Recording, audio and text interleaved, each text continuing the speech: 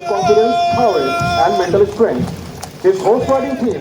রাজশাহীর সারদা পুলিশ একাডেমিতে ৪৩তম BCS police ব্যাচের প্রশিক্ষণ সমাপনী কুচকাওয়াজ অনুষ্ঠিত হয়েছে। শনিবার ২৮ মার্চ আয়োজিত এই অনুষ্ঠানে প্রধান অতিথি হিসেবে উপস্থিত ছিলেন স্বরাষ্ট্রমন্ত্রী সালাউদ্দিন আহমেদ।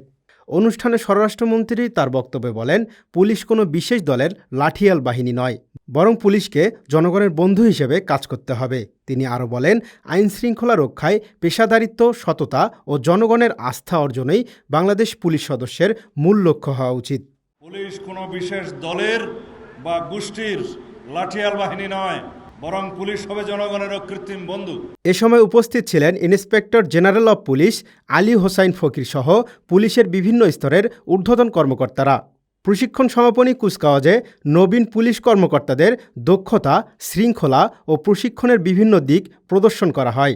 অনুষ্ঠানের মধ্য দিয়ে আনুষ্ঠানিকভাবে তাদের প্রশিক্ষণ পর্বের সমাপ্তি ঘোষণা করা হয়। জাকারিয়া আল ফয়সাল, ডেইলি সিটিজেন ভয়েস।